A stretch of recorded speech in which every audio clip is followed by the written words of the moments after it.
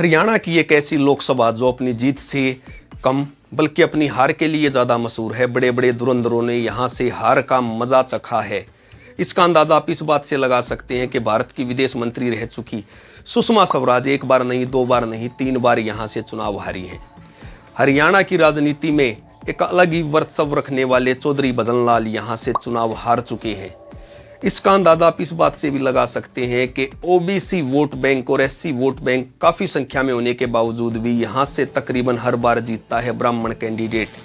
बताते हैं कि भगवान परशुराम का ऊपर आशीर्वाद है।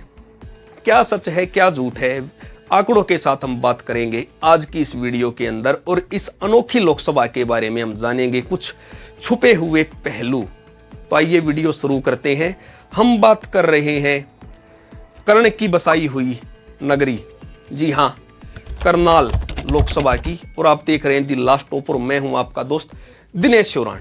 तो आइए वीडियो शुरू करते हैं। और अगर आपने हमारे चैनल को सब्सक्राइब नहीं किया तो एक बार सब्सक्राइब जरूर कर ले, ताकि अगली लोकसभा की जब मैं वीडियो बनाऊं तो उसका नोटिफिकेशन आपके पास तुरंत पहुंच सके। और वीडियो को थोड़ा भी स्किप मत करना, बड़े ही चौंकाने वाले आंकड़े इस लोकसभा से आपके सामने मैं लेके आया हूं। तो आइए वीडियो शुरू करते हैं। सबसे पहले हम बात करते हैं पिछले चुनाव की। पिछला चुनाव अपने आप में एक ऐतिहासिक चुनाव रहा था। यहां से भाजपा की तरफ से मैदान में थे संजय भाटिया, कांग्रेस की तरफ से मैदान में थे कुलदीप शर्मा।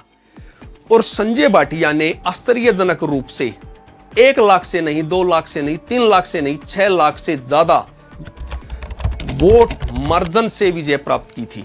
9 लाख से ज्यादा वोट संजय भाटिया को मिलते हैं, जबकि कुलदीप शर्मा को मिलते हैं 2.5 लाख के तकरीबन वोट। ये पिछले चुनाव के आंकड़े हैं। अब हम बात करेंगे इस लोकसभा से जुड़े हुए हर चुनाव में किस किस ने विजय प्राप्त की। 1952 के अंदर इस लोकसभा पे पहले आम चुनाव हुए थे और पहले चुनाव के अंदर यहां से विजय प्राप्त की थी। कांग्रेस के कैंडिडेट थे वीरेंद्र कुमार सरस्वती जी, उन्होंने यहां से विजय प्राप्त की थी। दूसरे चुनाव 1957 के अंदर हुए, कांग्रेस के ही उम्मीदवार, महिला उम्मीदवार थी सुभद्रा जोशी, उन्होंने यहां से विजय प्राप्त की। उसके बाद 1962 के अंदर यहां से जनसंघ के उम्मीदवार स्वामी रामेश्वरानंद जी ने विजय प्राप्त की। उसके बाद 1967 के अंदर चुनाव होते हैं और कांग्रेस के उम्मीदवार माधोराम शर्मा जी यहां से विजय प्राप्त करते हुए लोकसभा के अंदर पहुंचते हैं।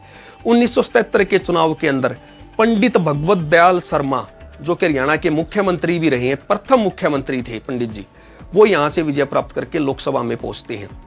उसके बाद यहां से 1980, 84, 1989 और 1991 के अंदर 1 बार नहीं, 2 बार नहीं, लगातार 4 बार पंडित चिरंजी लाल शर्मा यहां से लोकसभा के अंदर पहुंचते हैं। और अनोखी बात देखिए, उससे अगले चुनाव के अंदर वो यहां से हार जाते हैं और यहां से विजय प्राप्त करते हैं ID स्वामी, जो कि भाजपा के उम्मीदवार थे। पंडित चिरंजीलाल शर्मा कांग्रेस के उम्मीदवार थे। 4 बार उन्होंने विजय प्राप्त की थी। रिकॉर्ड है ये इस लोकसभा का। उसके बाद अगले चुनाव होते हैं 1998 के अंदर। चौधरी भजन लाल यहां से विजय प्राप्त करते हैं। लेकिन उससे भी आश्चर्य की बात यह है कि 1999 के अंदर फिर से चुनाव होते हैं और उसके अंदर चौधरी भजन लाल चुनाव हार जाते हैं। और माना जाता है कि यहां से भजन लाल की राजनीति का अंत होना शुरू हो गया था। उसके बाद यहां से विजय प्राप्त करते हैं चौधरी भजन लाल, यहां से हार जाते हैं। भाजपा के उम्मीदवार ID स्वामी यहां से विजय प्राप्त करते हैं।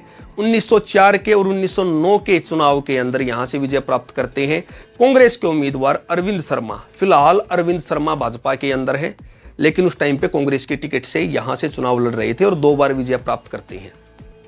2014 के चुनाव के अंदर यहां से विजय प्राप्त करते हैं भाजपा के उम्मीदवार अश्वनी चोपड़ा।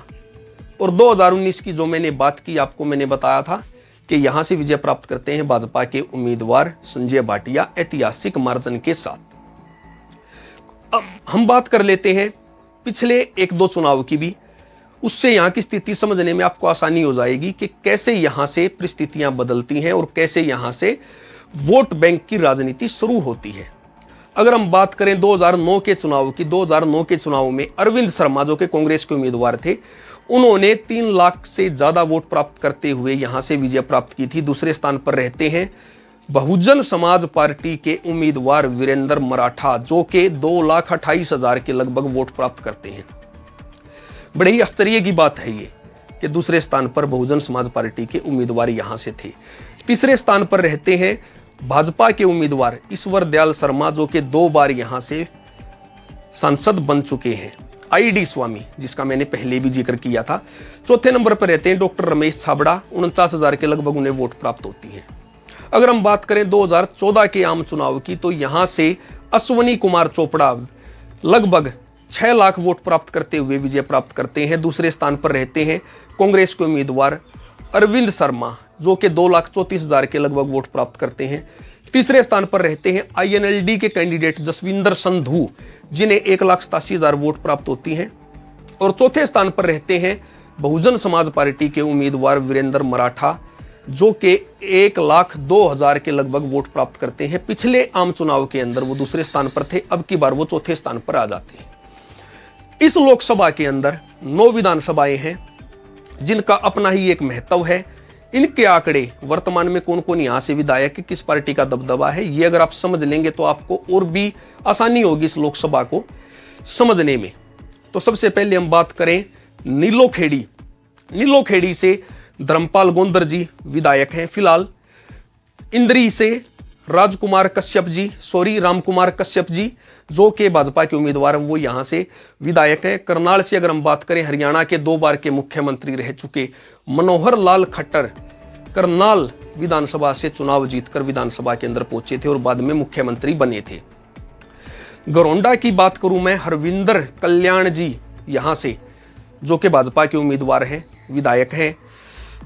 असंध से शमशेर सिंह गोगी, कांग्रेस के उम्मीदवार यहां से विधायक हैं। पानीपत ग्रामीण से महिपाल ढांडा जी, जो कि बीजेपी के उम्मीदवार हैं। पानीपत शहर से प्रमोद कुमार विज विधायक हैं, ये भी भाजपा के उम्मीदवार हैं। इसराना, जो कि रिजर्व सीट है, बलबीर सिंह कांग्रेस के उम्मीदवार यहां से विधायक हैं। समालखा से धर्म सिंह छोकर, जो कि कांग्रेस के उम्मीदवार है, वो यहां से विधायक हैं। तो ये थे इस लोकसभा से जुड़े हुए कुछ ऐतिहासिक आंकड़े। तो मिलते हैं आपसे अगली वीडियो में एक नई लोकसभा के साथ। उम्मीद करता हूं आपको वीडियो पसंद आई होगी। अगर अच्छी लगी तो लाइक जरूर करें। अगर कोई सुझाव है या आप कोई जानकारी हमारे साथ साझा करना चाहते हैं तो कमेंट जरूर करें। वीडियो को आपने अंत तक देखा तो इतनी गुजारिश और करता हूं कि चैनल को सब्सक्राइब भी जरूर कर लेना। तो मिलते हैं आपसे अगली वीडियो के साथ। तब तक के लिए आप सभी को धन्यवाद। आपका दिन शुभ हो।